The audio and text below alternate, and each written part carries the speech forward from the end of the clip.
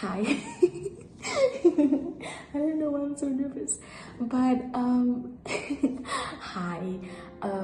My name is Kananelo Dintwe, and I'm studying medicine. I'm studying medicine at the University of Pretoria. It still blows my mind, like, yeah, like it still shocks me because it took so long to get here, and I've wanted this so bad for so long, and it finally happened. But yeah, anyways, and yeah, it was a journey to get here. But I would just like to say, like, some people have it way worse than I do, or some people have it way worse than I did. Because I know people who took like 10 years just to get into medicine because it's just that competitive, right? So yeah, so I consider myself one of the lucky ones, and then there are people who are even more lucky who get into medicine after, like, straight after matric, and I'm like, whoa, like, well done, like, well done. But yeah, so let me tell you about my journey. Okay, so I've always wanted to study medicine, right? Like, since the beginning of high school, I was like, medicine is what I want. I'm gonna go after it as hard as I can, and yeah, that's what I've always wanted. So in matric, I applied for medicine, and I was so, like, confident in myself, but not in a, I feel like I was more arrogant, in the sense that I believed that, like, there's no way that I'm not gonna get in. Like, I was like, I'm gonna get in, right? Even with my second choice, because most universities require you to choose a second choice, like, when you're applying. With my second choice, I didn't even, like, think about it. I didn't even contemplate. I was like, you know what, let me just choose whatever, because I'm gonna get in for my first choice anyway, which is medicine, right? I was like, you know what, I choose this one. I didn't even think about it. So yeah, and then I didn't get in. I did not get in. Like, long story short, I did not get in. And I didn't even get a conditional acceptance. Like, in the middle of the year, I did not get a conditional acceptance. And I feel like that should have been my first clue that I was probably not going to get into medicine at the end of the year. But yeah, so I didn't get in, and I was absolutely heartbroken. Like, felt like the world just crashed down on top of me, because I was like, how could I not get in? What am I gonna do now? It was a whole thing. Even though, like, I passed well enough, like, not to get into medicine, but I got my bachelor's pass. Like, my parents, my family members, my siblings, they were all, like, so happy for me, but I could not be happy for myself because I did not get into medicine, right? So mind you, this is 2022 when I was doing matric, right? So 2023 comes. Yeah, like, I found out that I didn't get in the beginning of 2023, right? Like, in Jan, after the results had come out. So yeah, so in 2023, I decided to take a gap year, all right? And during my gap year, I was like, you know what? I feel like I still have a chance. Let me just rewrite some of my subjects. To be more specific, I rewrote maths and physics, right? And I was like, if I can just rewrite maths and physics, pass well enough, then I can surely get into medicine. So I rewrote maths and physics in 2023, and then I also applied for the 2024 intake into medicine, right? And in 2023, my dad also applied for me to study medicine, because nursing, because he was like, if you can't get into medicine, then just do nursing. I mean, they're both in the medical field, right? And my sister's actually a professional nurse, and she's, like, good at her job. She loves her job, yeah. that's what she's meant to do and whatever, right? So he was like, just follow after your sister's footsteps. And I was like, okay, cool. So yeah, I rewrote in 2023. I did not get into medicine in 2024. So, but I did get into the nursing diploma that my dad applied for. It's a nursing diploma at MediClinic, the nursing school. So it's a 3-year nursing diploma, right?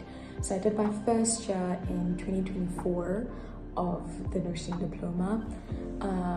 However, when I started, it felt like I was settling. It felt like I was kind of like giving up on my dream in a sense, because what I've always wanted is medicine, and I'm not the type of person to just give up on what I want. Like when I want something, I'm gonna go after it for as long and as hard as I can, right? Like that's just my mindset. Like that's how I am.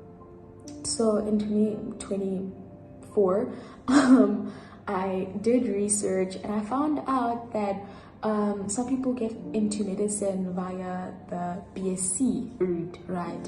Whether it's a BSc General, BSc in Biological Sciences, BSc Biochemistry and Microbiology, whatever, right? So I found out that there were people who did their first year of a BSc and then they transferred into medicine in their first year, and there were people who transferred in their second year into medicine, and then there were people who like finished the degree first and then they went into medicine. And I was like, you know what, like why don't I just take a risk and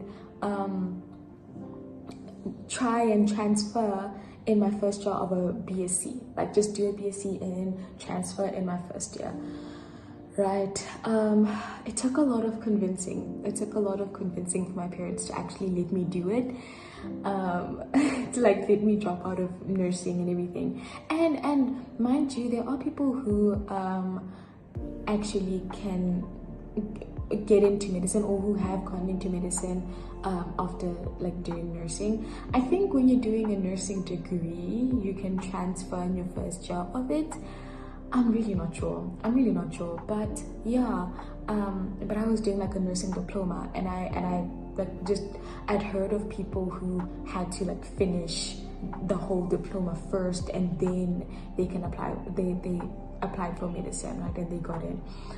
So I was like, you know what, let me just take a risk, not finish the nursing degree. So after my first year of the nursing degree, I started my first year of a BSc, right, in biochemistry and microbiology at the University of Fort Hare, right?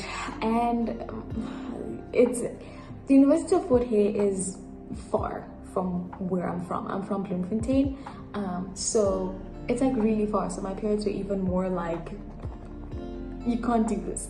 But after I sat down with them and I explained to them like, this is what I want and I need you to like trust me, because I know I can do this. And